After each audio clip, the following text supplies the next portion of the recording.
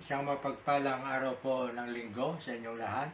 Purihin po ang Panginoon sa mga buhay po ninyo na nakikita ko na po na nakatunghay at kasama na po namin sa gawain ating Bible Study online sa hapong ito. Ang title po ng ating paksa ay Reasons to Thank God and Be Glad in It.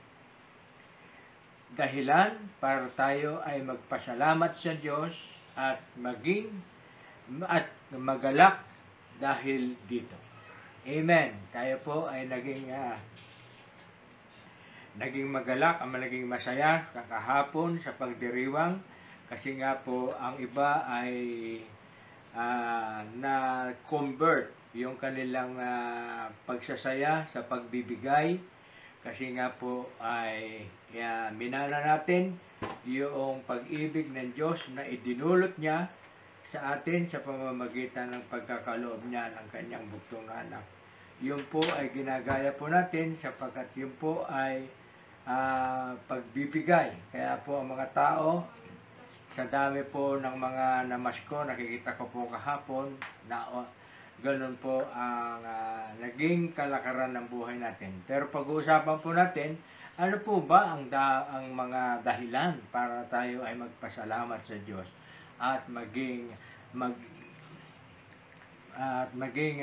masaya o maging kagalakan yung mga reasons na dapat nating ipagpasalamat sa Diyos. Atin pong basahin ang ating teksto.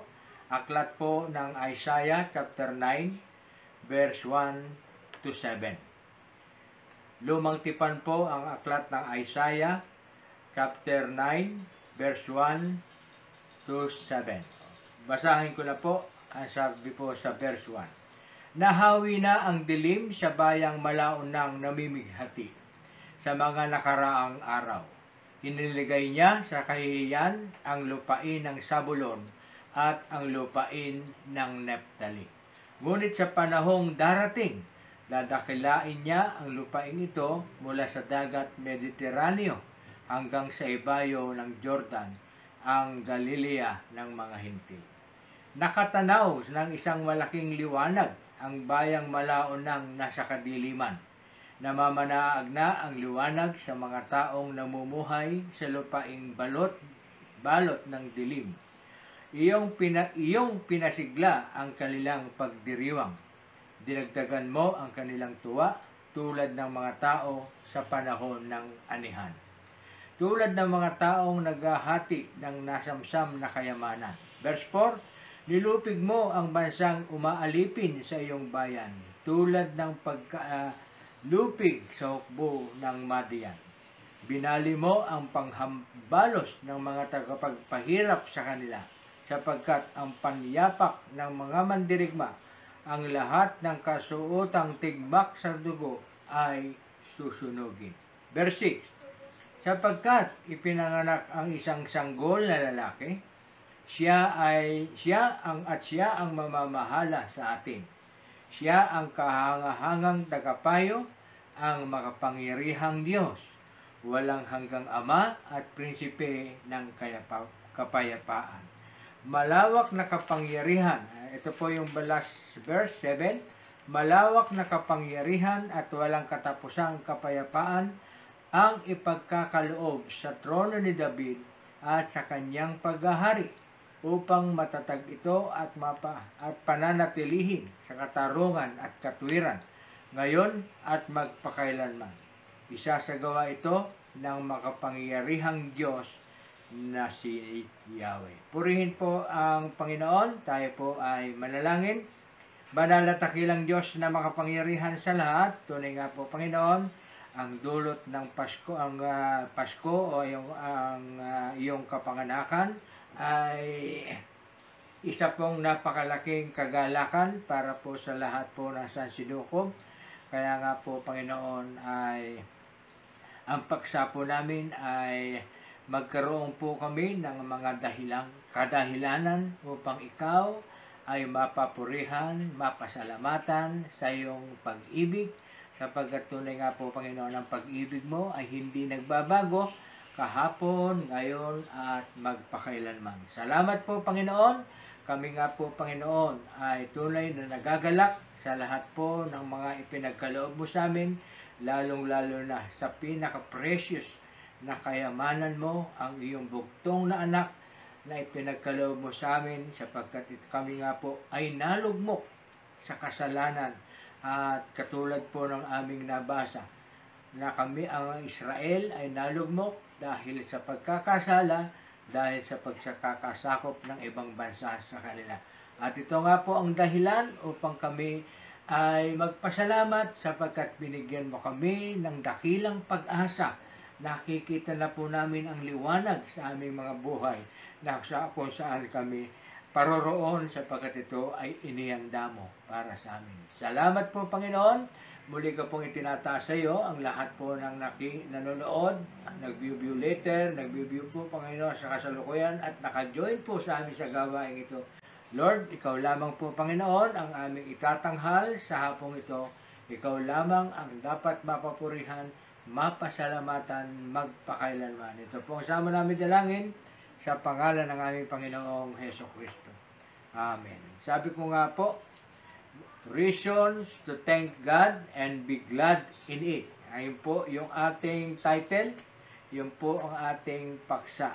Sabi po sa aking introduction, sinasabi ni Isaiah, ni Propeta Isaiah, ang tungkol sa darating na tagapagligtas na magdadala sa kanyang bayan sa kagalakan. Kaya nga po sabi ko, nagkaroon tayo ng pag-asa kasi ito pa lang ay future. Magdadala sa kanyang bayan sa kagalakan, kapayapaan, katuwiran at katarungan.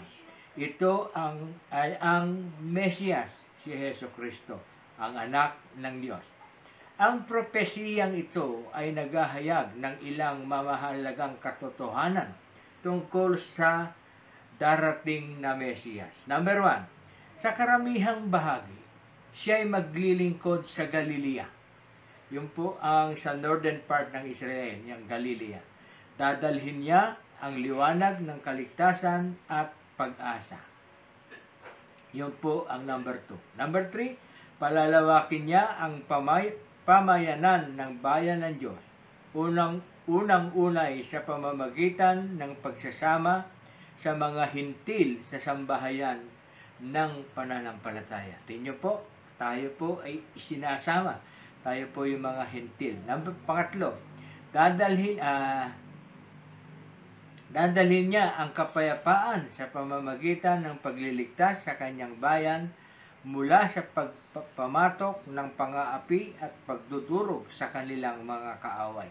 At ang number 4, ang Mesiyas ay magmumula sa bansang Israel at siya ay tatawaging kamanghamanghang tagapayo, makapangyarihang Diyos, walang hanggang Ama at prinsipe ng kapayapaan.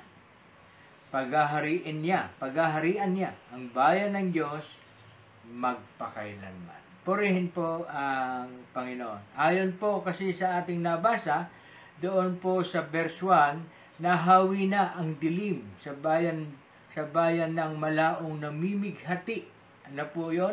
Nalulungkot kasi po nung that time, ang Israel ay nasakop ng ibang bansa at dahil nga po sila ay nalugmok sa kalungkutan. Ngunit, ang sabi po, nakikita po doon, nahawi na ang dilim sa bayang malaon ng namimighati sa mga nakaraang araw. Kaya nga po yung buod po doon ay ang pagkalugmok dahil sa pagkakasala. Amen. Bakit po? Basahin po natin ang pangalawang hari. Pangalawang hari, chapter 15, verse 27. Ito po yung sinasabi ko po sa inyo doon po sa mga previous nating pag-aaral. Hindi lahat po kasi naging hari ng Israel, ng northern and southern part ng Israel, ay naging kalugod-lugod sa Diyos. Ilan lamang po sila. At iyon po, isa doon ay si Haring David at si Haring Hezekiah. Pero dito po, ang sabi po, tingnan niyo po, kaya nga po nabanggit doon sa verse 1, inilagay niya sa kahihiyan ang lupain ng Zabulon at ang lupain ng Neptali. Ang Zabulon po, si Zabulon at Neptali ay sa 12 anak ni Israel. Iyon po ay naghati-hati sa lupa at doon po sa parte ng ni Neptali at na si Zabulon, iyon po ay parte ng Galilee. Kung titingnan niyo po sa mapa, iyon po ay nasa Galilea, sa bayan ng ating Panginoong Hesukristo. At doon po sa Galilea, sa Israel, sa Neptali at sa Zabulon na sinasabi ko, ito po yung nangyari. Sa 27, pangalawang hari, 1527, sa ika-52 taon ng paghahari ni Asarias sa Juda, nang maghari si Peka sa Israel. Dahil si Peka, ito'y tumagal ng 20 taon. Hindi rin siya naging kalugod-lugod kay Yahweh, pagkat tinularan din niya ang kasamaan ni Jeroboam na anak ni Nabat na siyang naging dahilan ng pagkakasala ng Israel. Kaya po nalulugmok ang Israel dahil po sa mga naghahari na walang sa kalooban ng Diyos ang kanilang mga ginagawa. Sa buhay po natin, tayo ay nasa kalagayang pagkalugmok dahil po sa kasalanan. At alam po naman natin na ang kasalanan ito ang magdudulot sa atin at magdadala sa atin doon po sa impyerno. Pero, sabi nga po doon, merong darating na pag-asa, nababanaag na sa buhay po natin. Alam po, kaya po tayo nag-aaral. Nagkaroon po tayo ng kaalaman na ang Panginoong Hesukristo, kaya po siya naparito, ay dahil nga sa kasalanan na ating ginagawa, ay siyang naging daan o naging kaparaanan para ang mga kasalanan ito, ang karumihan ng tao ay mapawi sa pamamagitan ng kanyang pagkamatay sa krus. Kaya nga, sa buhay natin, meron po tayong dahilan para tayo ay magpasalamat sa Diyos, bagamat tayo ay nalugmok sa kasalanan. Ganon din sa pagkakalugmok ng Israel dahil sa kanilang pagkukulang sa pagsunod sa kalooban ng Diyos. Sila po ay nalugmok sa kalagayan. Nasakop tuloy sila ng ibang bayan at sila ay naapalibot. Iyon po ang verse 1. Verse 2 to 5, ang sabi po, ang buod po nito ay nagkaroon ng pag-asa. Babasahin ko na lamang po yung verse 2. Nakatanaw ng isang malaking liwanag ang bayang malaon ng nasa kadiliman. Tingnan po, sa yung bayan ng nagkaroon po sila ng pag-asa dahil pero nagkaroon po ng pamamahayag ang mga propeta Isaiah sa panahon nila na merong darating na tagapagligtas na hindi nga lamang po nababanggit pa ang Panginoong Hesukristo na ang kanyang pangalan. Pero sabi po ni propeta Isaiah, darating ang tagapagligtas. Amen? Kaya nga lang nakalulungkot. Nung dumating ang Panginoong Hesukristo, iba yung nakita nila. Yung ang Panginoong Hesukristo ay mababa. Mababa dahil nagpakumbaba. Hindi nagmataas. Para bang yung nakita nila ay hindi magliligtas sa kanila sa gera, ganon, hindi.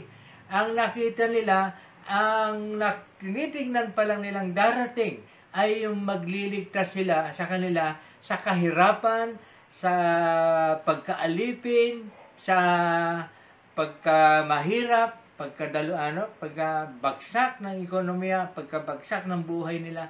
Yun po ang nakikita nila.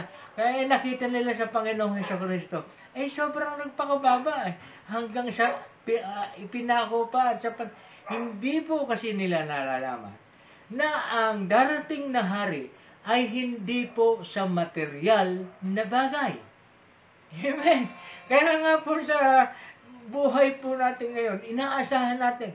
Sabi po ng unang Korinto, chapter 15:19, kung ang pag-asa natin sa buhay na ito kay Kristo ay tayo na ang pinakakawawa. Kasi po inaasahan ng mga taga-Israel yung darating na magliligtas sa kahirapan, magliligtas sa mga material na bagay na magbibigay ng kapayapaan sa pamamagitan ng mga material. Pero hindi po ang darating na tagapagligtas ay spiritual.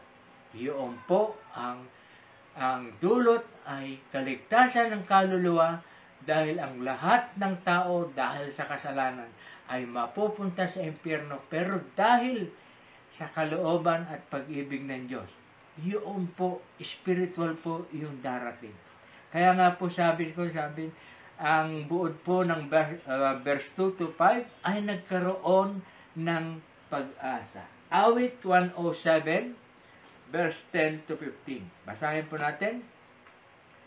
Awit 107, verse 10 to 15. Sa dakong madilim, may nangakaupo na batbat ng lungkot. Bilanggo sa dusa at sa kahirapan sila'y nagagapos. Ang dahilan nito, sila'y naghimagsi, lumaban sa Diyos. Yaong pagpapayo ng kataas-taasan ay hindi sinunod. Nahirapan sila pagkat sa gawain sila'y hinagupit. Sa natamong hirap nang sila'y bumagsak ay walang lumapit. Sa gitna ng hirap sa Panginoong Diyos sila ay tumawag at dininig naman yaong kahilingan na sila'y iligtas. Sa dakong madilim sila ay hinamo sa gitna ng lungkot at ang tanikala sa kamay at paa ay kanyang nilagot. Sa pag-ibig ng Diyos, siya ay marapat na pasalamatan sa kahangahangang pagliligtas niya sa mga hinirang. Tingnan po, marapat na pasalamatan. Reasons to thank God and be glad in it. Kasi nga po, iyong darating, katulad po hanggang sa kapanahunan natin, ang darating na pag-asa natin sa buhay na ito. Ano po? Sabi nga po ng aking kumare, ang sabi niya, pare, tayo po asawa po ng pastor yun. Mahirap na tayo rito sa lupa. Tapos hindi pa tayo magtitiwala at mananampalataya sa Diyos. Pagdating ng araw, tayo pa pinakakawawa. Mahirap lang nga sa lupa, mahirap pa rin pagdating sa kabilang buhay, yung ating espiritu.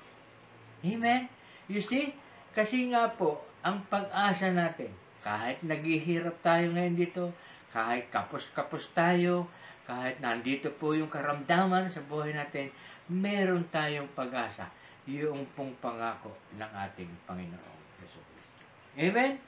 Amen. Dahil nga po, yun ang reasons to thank God and be glad in it.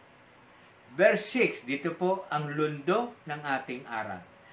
Ang sabi po sa verse 6, sapagkat ipanganganak, doon po sa panahon ng Isaiah, kasi po ito ay hula, sabi niya, propesiya, sapagkat ipanganganak ang isang sanggol na lalaki, at siya ang mamamahala sa atin. Siya ang kahangahangang tagapayo. Number 1, tagapayo. Siya po ang number 1 tagapayo. Ang sabi po sa John 14, hallelujah. John 14, 15 to 16. John chapter 14, 15 to 16. Ang sabi po, kung iniibig ninyo ako, sabi ng Panginoong Jesucristo, tutuparin ninyo ang aking mga utos. Dadalangin ako sa Ama at kayo'y bibigyan niya ng isa pang patnubay na magiging kasama ninyo magpakailanman. Siya po ang magiging bibigyan niya kayo ng isang patnubay. Ano ba yung patnubay? Tagapayo. Papatnubay. Laging na tayong papatnubayan. Siya po yung magiging advisor natin. Kaya ganun din po sinabi niya po sa Mateo chapter 28. At hanggang sa dulong ng daigdig, sabi niya, siya po ang ating kasama. Kaya nga po doon, binabanggit.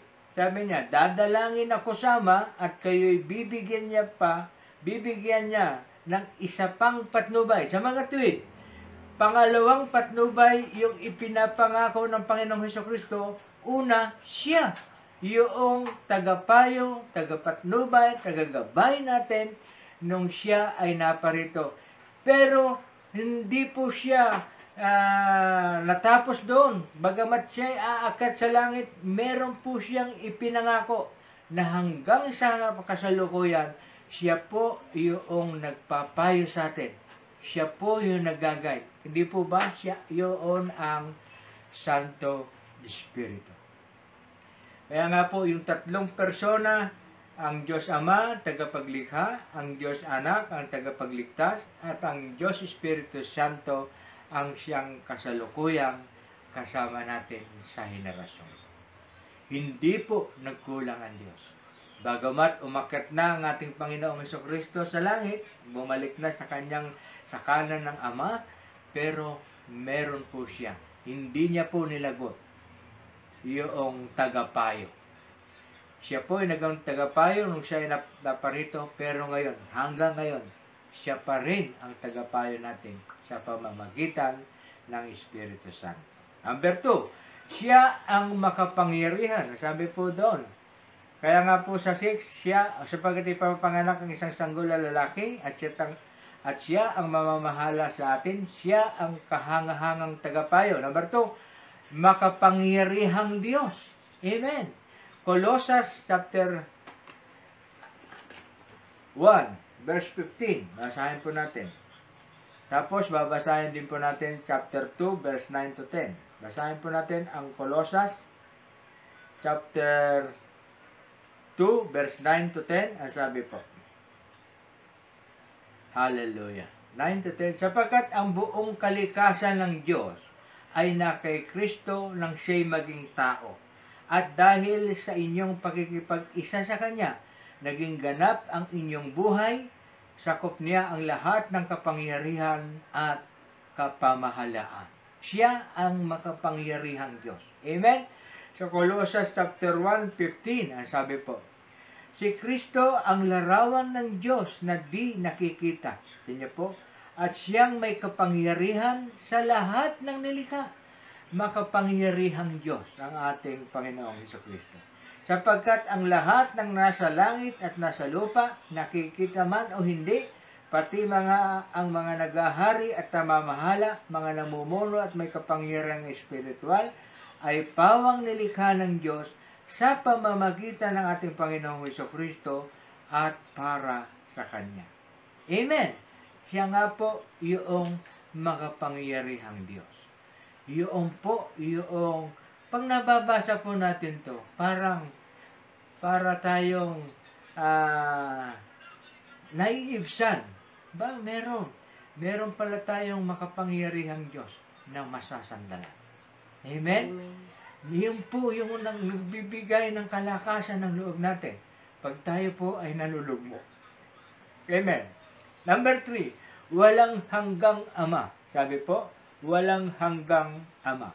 Awit 103, babasahin po natin ang Awit 103, verse 1 to 2, and verse 11. Ang sabi po, si Yahweh ay papurihan, purihin mo kaluluwa.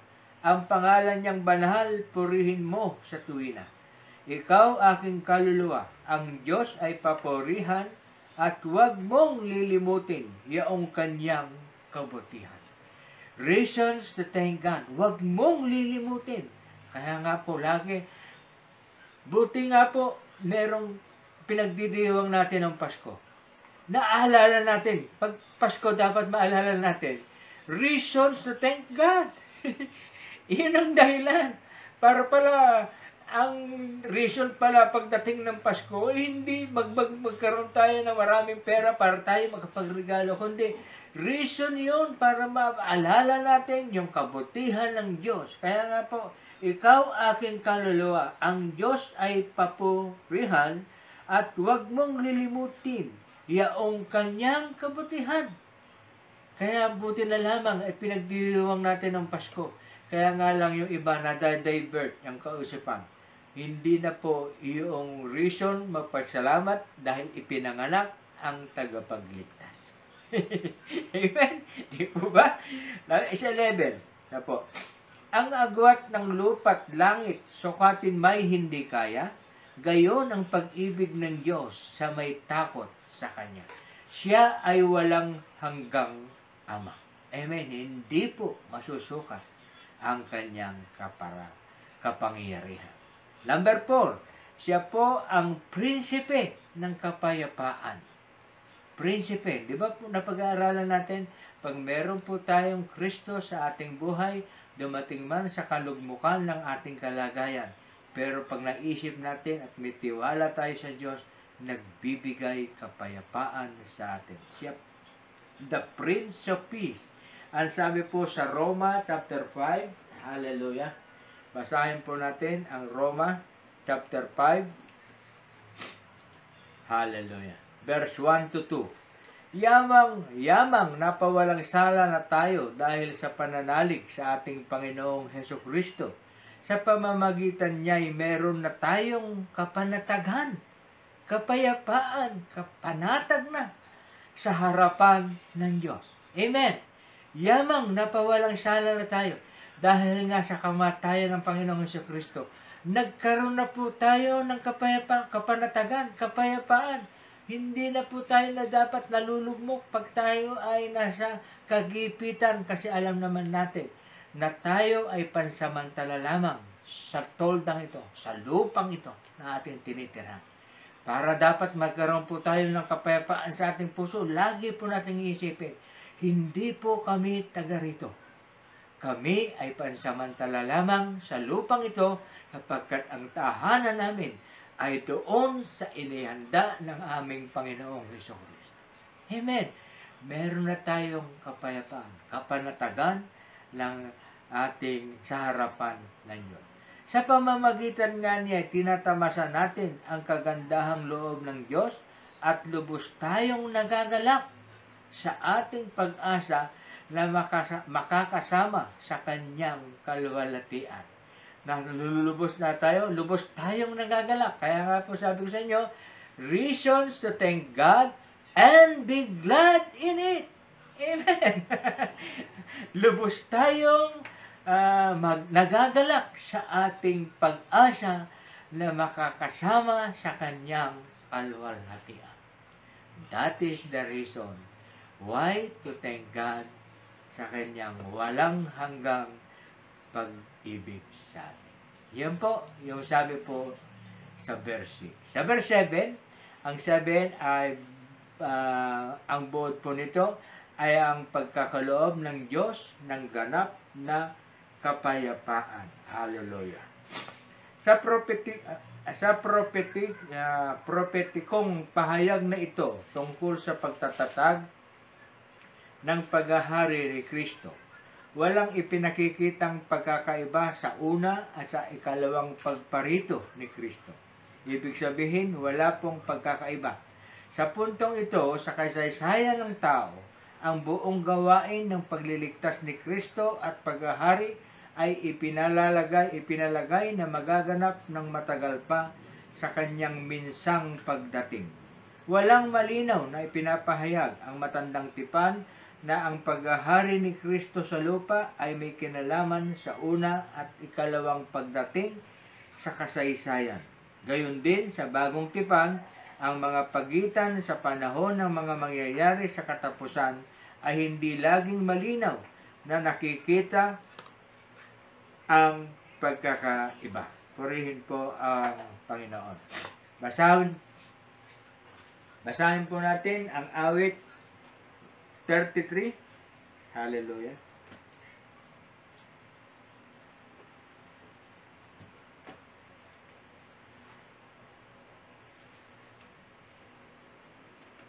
Hallelujah.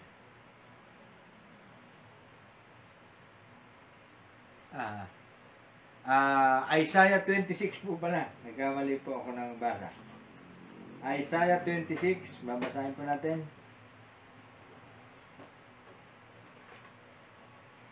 Yun. 26 verse 1 to 8. Ang sabi po. Sa araw na iyo'y ganito ang awitin sa Juda. Doon po sa Israel. Matatag ang ating lungsod, hindi tayo matibay ang muog. Bayaang bukas ang mga pintuan upang makapasok ang bayang matapat. Bibigyan mo ng lubos na kapayapaan ang mga taong matapat na tumatalima at nagtitiwala sa iyo. Magtiwala kayong lagi kay Yahweh pagkat siya ang kublihang walang hanggan. Ibinababa niya ang mga palalo, lungsod mang matatag ay ibinabagsak, pati muog ay winawasak hanggang sa maging tapakan ng mga taong hamak at tungtungan ng mga mahirap. Pinapatnubayan mo ang mga taong matuwid at ipinapatag mo ang kanyang landas. Yahweh, sinusunod ka namin at inaasahan. Ikaw lamang ang lahat sa aming buhay. Ano po yung sabi po sa verse 7? Babasahin ko po yung verse 7, yung ating teksto. Malawak na kapangyarihan at walang katapusang kapayapaan ang ipinagkakaloob ng Diyos kay Haring David at sa ating kasalukuyang henerasyon. Yun po ang nakita po natin. Ang mga kadahilanan, reasons to thank God and be glad in it. Sa number 1, tayo, bagamat nalugmok dahil sa kasalanan, ay nagkaroon tayo ng pag-asa at nagkaroon po tayo ng tagapayo, makapangyarihang Diyos, walang hanggang Ama, prinsipe ng kapayapaan, at ang pagkakaloob ng Diyos ng ganap na kapayapaan. Amen? Hallelujah. Conclusion. Tayo po ay bumasa po sa ating conclusion. Ang sabi po, inilalarawan na Isaias ang mga matapat sa kaharian ng Diyos bilang yaong mga nagtiwala sa Panginoon. Lahat ng mananampalataya ay dapat magtiwala sa Panginoon, umaasang naghihintay sa pagbabalik ni Kristo at sa katuparan ng lahat ng kanyang mga pangako. Buong tiwalang gaganapin ng Diyos ang kanyang layunin sa buong tiwalang gagalapin ng Diyos ang kanyang layunin na pagtubos. Ang mga banal ay nagsimulang magpuri at manalangin. Ang kanilang awit ay tungkol sa matagumpay na pagkawasak ng Diyos sa lahat ng masama at tungkol sa pagtatatag ng kanyang kaharian. Habang ang mapanubok at matitinding mga araw sa wakas ng kasaysayan ay dumarating, bibigyan ng Diyos ng lubos na kapayapaan ang nalabi na nananatiling tapat at nagtitiwala sa ating Panginoon. Sa mga panahon ng kabalisahan, tayo ay dapat na patuloy na magsikap na panatilihin ang ating mga isipan na nakatuon sa Panginoon sa pananalangin, pagtitiwala at pag-asa. Tayo ay dapat maglagak ng ating tiwala sa Kanya dahil Siya ay isang bato na mananatili magpakailanman. Kaya nga po, that is the reason to thank God and be glad in it. Amen. Purihin po ang Panginoon. Buti po, naalala po natin pag-araw ng Pasko at dapat po natin alalahanin pagdating po ng Pasko na tayo ay nagkaroon ng pag-asa, nagkaroon po tayo ng makapangyarihang Diyos, sabi po, kahangahangang tagapayo, makapangyarihang Diyos, walang hanggang Ama, at prinsipe ng kapayapaan. Dahil po sa araw po ng Kapaskuhan na ito, sa pagsilang po ng ating Panginoong Hesukristo, hayaan po ang dahilan upang tayo ay makapagpasalamat ng lubusan sa Diyos na Diyos Amang makapangyarihan sa lahat sa pagbibigay niya ng kanyang anak sa ikapagpapatawad at ikaliligtas ng bawat isa sa atin. Purihin po ang Panginoon. Tayo po ay manalangin. Banal at dakilang Diyos na makapangyarihan sa lahat. Tunay nga po, Panginoon, na buong buo po kami nagpapasalamat dahil nga po sa araw ng Pasko, naaalala namin ang iyong kapanganakan, naaalala namin na ikaw ay naparito upang maging tagapayo, makapangyarihang Diyos, walang hanggang Ama at Prinsipe ng Kapayapaan. Salamat po, Panginoon. Iyon po ang mga dahilan kaya dapat naming pasalamatan dahil nakita namin sa pagkakaloob mo ng mga bagay na ito, nakita namin na kung gaano mo kami inibig at minahal sapagkat sa kabila ng aming karumihan, sa kabila ng kasalanan ng Israel, ay binigyan mo sila ng pag-asa.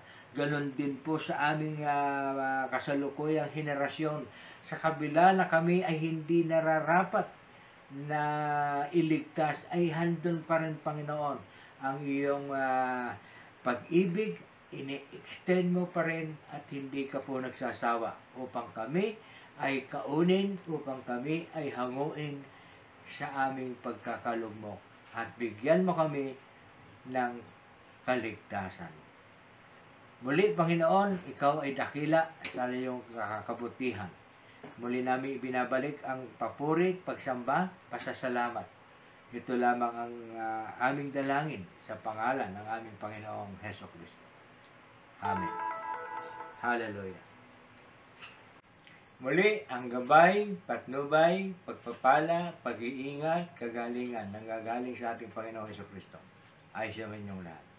Bye-bye now. To God be the glory.